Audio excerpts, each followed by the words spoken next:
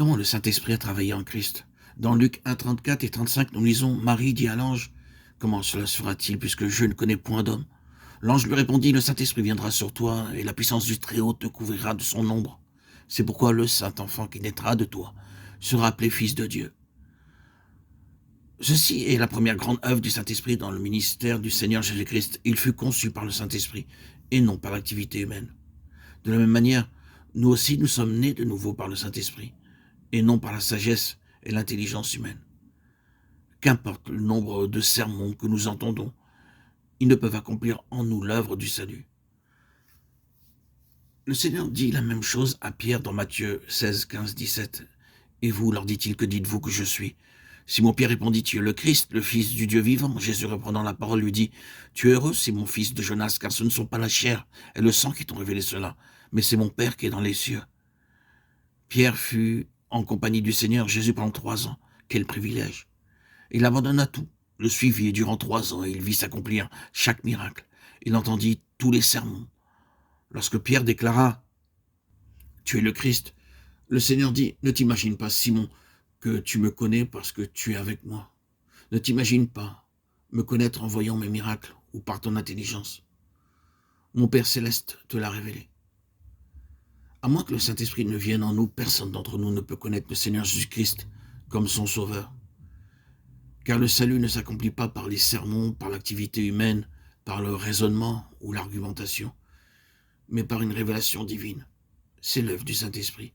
Et c'est uniquement de cette manière que je réalise qu'il est mort pour moi personnellement. Ce fut par cette révélation personnelle que l'œuvre de l'Évangile commença à se propager en beaucoup de parties du monde. J'ai souvent raconté cette histoire, mais je la redirai de nouveau. En Allemagne, un artiste peignit le portrait d'une jeune fille. Dans son atelier se trouvait un tableau représentant le Seigneur Jésus-Christ sur la croix. Cette jeune fille n'avait jamais vu auparavant un tel tableau. Curieuse, elle demanda avec persistance: Qui est cet homme? L'artiste essaya d'éviter la réponse, mais elle insista. À la fin, il dit vaguement: Il est celui qui est mort pour le monde. Il devait être une très grande personne pour mourir. Ainsi, dit-elle, je voudrais le connaître. Elle réalisa que si le Seigneur Jésus-Christ était mort pour le monde, il était mort pour elle. Elle crut et l'aima en retour. Un jour, elle envoya un message à l'artiste: Je suis très malade. Voudriez-vous venir me voir avant que je meure? Je veux vous voir et vous remercier. L'artiste vint et vit la jeune fille mourante, mais son visage rayonnait d'une paix parfaite. Elle dit: Monsieur, je veux vous remercier de m'avoir fait connaître le Seigneur Jésus-Christ.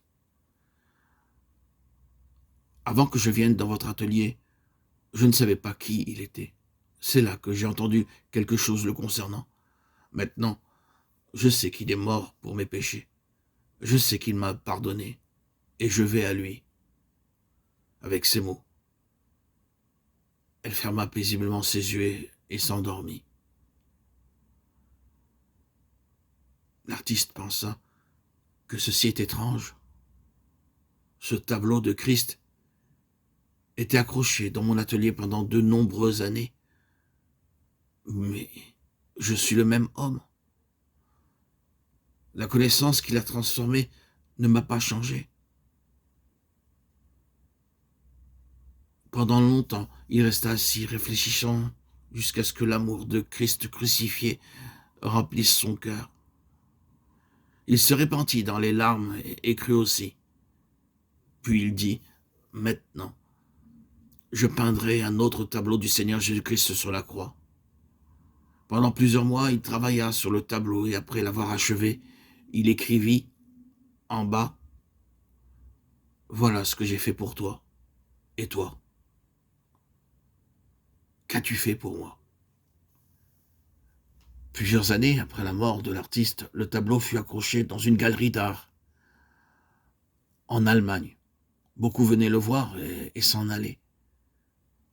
Mais un homme, le comte Zinzerdorf, vint et ne put pas partir.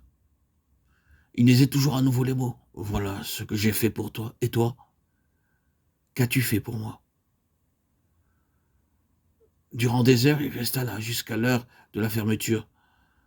Pour la première fois de sa vie, il réalisa que Christ était mort pour lui. Aussi, et là, dans la galerie d'art, il s'agenouilla sans se préoccuper de ceux qui le voyaient et se donna lui-même à Christ. Plus tard, il donna toutes ses richesses et ses propriétés pour l'œuvre de l'Évangile. C'est ainsi que l'œuvre de la mission morave commença. Zinzendorf devint le fondateur de la mission. Ce fut par les Moraves que Wesley naquit de nouveau lors de son voyage en Amérique. Ceci nous prouve que ce n'est pas par le raisonnement, mais par le Saint-Esprit que les yeux de l'Esprit sont ouverts. Vous pouvez discuter avec quelqu'un pendant des années et rien ne se passe. Mais aussitôt que nous prions, quelque chose commence à se former. Il en fut ainsi avec mon père. Après ma conversion, il lut la Bible entièrement et il me dit « Oui, c'est un livre merveilleux, mais je ne peux pas dire que ce soit le seul livre. » Je dis « Je ne discuterai pas avec toi, je prierai seulement pour toi. Le jour viendra, j'en suis sûr, le Seigneur te rencontrera, et tu sauras que c'est bien le seul livre. » Il le lut une seconde fois et me dit « Oui, c'est un livre merveilleux, mais je ne peux pas dire que le Seigneur Jésus soit le seul sauveur. » Un jour, nous eûmes une réunion dans ma ville natale. 10 à 15 hindous s'allièrent pour essayer d'interrompre la réunion avec des pierres. Après que le message fut terminé, les gens s'agenouillèrent et commencèrent à prier. Une sœur entonna un chant. « Qui peut laver mes péchés? Rien, sinon le sang de Jésus. » Ils le chantèrent plusieurs fois avec larmes. Les hindous se levèrent et partirent. Ils entrèrent et sortirent en traînant les pieds pour tenter de nous déranger. Malgré cela, personne ne fit attention, bien que pendant une demi-heure, ils entrèrent et sortirent. Ce soir, mon père était là. Il me dit maintenant, je suis convaincu qu'il y a de la puissance dans ces réunions. Ils ont fait de leur mieux pour déranger, mais ne le purent pas. J'ai vu moi-même ces hindous ce soir-là, je vis mon père pleurer. Seigneur, aie pitié de moi, Seigneur, aie pitié de moi. Je suis un pécheur, aie pitié de moi. Quelque temps après, il vint pour une affaire au tribunal de justice. Apercevant une église vide et se sentant très fatigué, il entra pour se reposer. Soudain, il vit une lumière brillante devant lui et entendit ces mots « Voici l'agneau de Dieu qui ôte les péchés du monde. » Mon père dit « Seigneur Jésus, tu as sauvé mon fils. Sauve-moi aussi. » Puis il me dit « Maintenant, je sais que c'est le seul livre. » Il s'humilia et fut baptisé. Son visage resplendissait alors qu'il rendit témoignage. Maintenant, il est parti dans la gloire, mais je suis sûr que nous nous rencontrerons. À moins que nous n'apprenions comment prier pour le salut des gens et ils ne seront pas sauvés. Nous pensons parfois que par des méthodes mondaines, de l'habileté, par de bons sermons, de la musique, nous pouvons sauver beaucoup d'âmes. Ceci est fallacieux. La réelle œuvre de Dieu est forgée uniquement par le Saint-Esprit. Nous ne pouvons pas l'ignorer, aussi intelligents que nous soyons. Le Seigneur Jésus est né du Saint-Esprit. Nos yeux ne peuvent être ouverts que par le Saint-Esprit. C'est pourquoi je vous déclare que personne, s'il parle par l'Esprit de Dieu, ne dit « Jésus est anathème » et que personne ne peut dire « Jésus est le Seigneur » si ce n'est par le Saint-Esprit. 1 Corinthiens 12, 3.